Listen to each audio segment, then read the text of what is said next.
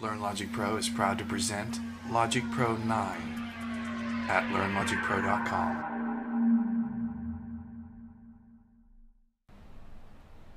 Welcome to Learnlogicpro.com. Today we're going to look at preferences of Logic Pro 9. When you're looking at the user interface, in the upper left corner next to the inspector button, you have a preference button and settings button. Let's go in the preference menu.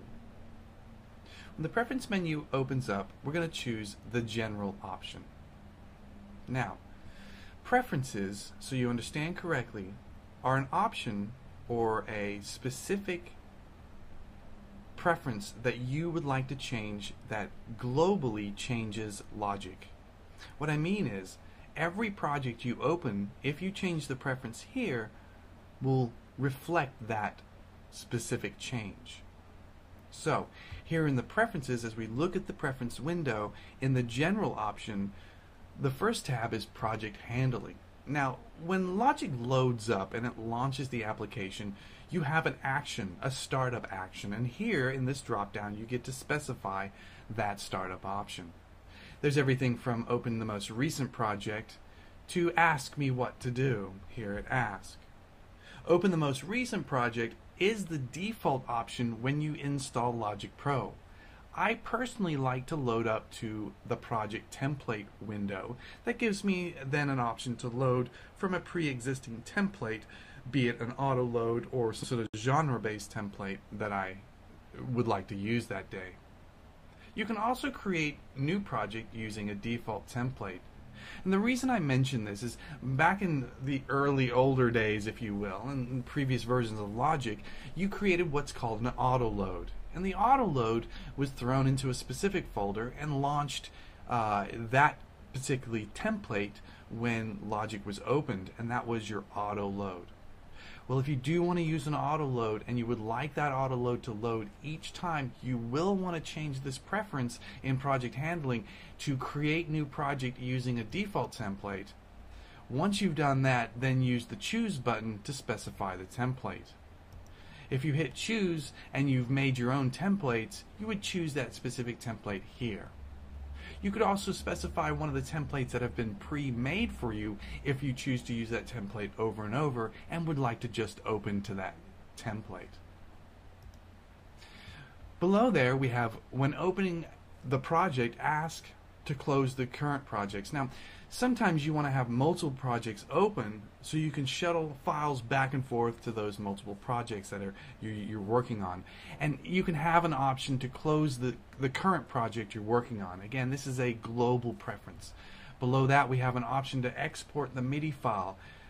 Saves a single MIDI region into format 0. This is basically when you export specific files, this is the format that you want to do that to. There's also an auto backup version option. It's set to 10 project versions by default. You can turn that off. Now, having this turn off saves on a little bit of processing power and RAM, but not a lot. So you can have all the way up to 100 project versions that are backing up. I specifically would advise to leave this to 10 project versions. Also here we have preferences for editing. Now this is the right mouse button. Certain people using the Mighty Mouse or the Magic Mouse or possibly a third-party mouse and would like an option for the right click. Here you can specify what the right click does here. It either opens a shortcut menu, a tool menu assigned to a specific tool, or opens up the tool and shortcut menu. Below here we have pointer tool and arrange provides. There's a fade tool, click zones, marquee tool, click zones. Again, these are specific preferences for the editing options of the tools. Limit the dragging in the arrange or in the piano roll in one direction. That means if you're moving a region around and you're moving to the right but accidentally you move down, or say you move down and you accidentally move to the right, this limits the direction. If you're moving down, you can only move down. If you're moving to the right, you can only move to the right. Again, this limits the direction of what you're doing with the region. If you're dragging again down, it will not go left to right. And that's very handy, especially in the arrange window, for moving regions around without losing the lock-in time placement.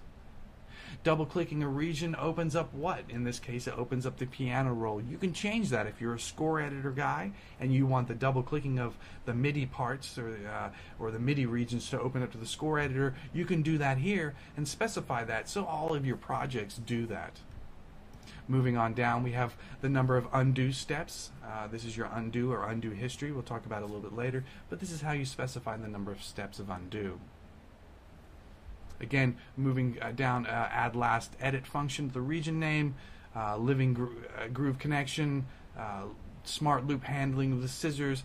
These are all options for editing, and you'll want to look at these a little bit specific for your needs. If you have any specific questions, look at the help menu for the actual option. Here's your cycle options. So cycling from left to right or looping, here's where you can adjust the algorithm or the pre-processing.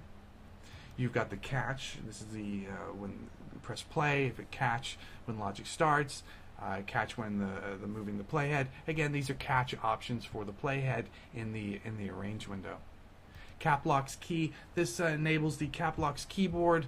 Spacebar acts as a sustain pedal if you choose, so you can actually use this and the spacebar as a real piano, which is quite neat. So these are the basic preferences, general preferences of Logic Pro 9. What we're going to do is go through each of the preferences specifically in different movies so you get a good handle on them. If you do have any questions, let us know. Thanks for tuning in at Learnlogicpro.com. Learn Logic Pro is proud to present Logic Pro 9 at Learnlogicpro.com.